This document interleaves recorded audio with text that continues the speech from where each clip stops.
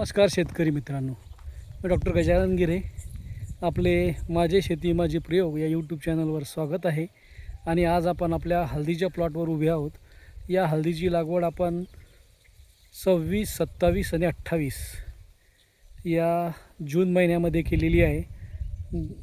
4 फुटाचे बेड पाडून आपण मजुराच्या हाताने ही लागवड केली होती आणि आज तिला दुसरी भर देत आहो आणि खताचा दुसरा डोस.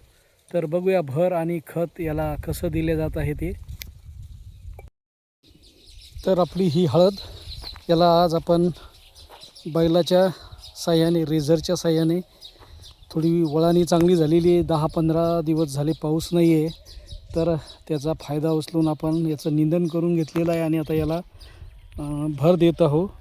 आणि एक खताचा दुसरा डोज आपण याला दिलेला आहे. या डोजामध्ये आपण 24-24-0 ह्या 2 बॅग, त्यासोबत युरियाची 1 बॅग, फॉस्फेटच्या 2 बॅग आणि पोटॅश 2 बॅग, त्यासोबत एकरी 10 किलो ह्युमिक आणि फुलविकचे हाय पॉवर म्हणून ग्रॅन्युल्स येतात निर्मलचे, ते घेतलेले आहेत. आणि असा एक खताचा डोससुद्धा आता आपण दिलेला आहे. यावर अद्याप एकही फवारणी किंवा ड्रिंचिंग झालेली नाही. यानंतर आपण याला एक जैविक ड्रिंचिंग करणार आहोत. ती कोणती, तर ती आपण बघूयात पुढच्या व्हिडिओमध्ये. सध्या आमची हळद अशी आहे, कुठे यामध्ये हुमणीचा प्रादुर्भाव अद्याप तरी दिसत नाही. या ठिकाणी असे पानावर डॉट्स आहेत, पण आपण हळद उकरून बघितली, निंदन केलं तर 1-2 ठिकाणी हुमणी आढळून आली. पूर्ण प्लॉटला तर नाही आहे, पण आपण त्यासाठी एक जैविक ड्रिंचिंग करणार आहोत.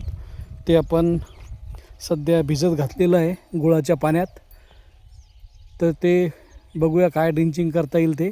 आणि खताचा हा डोस दिला तर हळदीला आपण या दुसऱ्या डोजमध्ये कोणती खते घेता, काय नियोजन करता आणि भर कशी मारता, यामध्ये जर काही सुधारणा असतील, काही जर सूचना असतील तर कृपया कॉमेंटमध्ये सांगा. व्हिडिओ आवडल्यास व्हिडिओला लाईक, शेअर आणि चॅनलला सबस्क्राईब करा.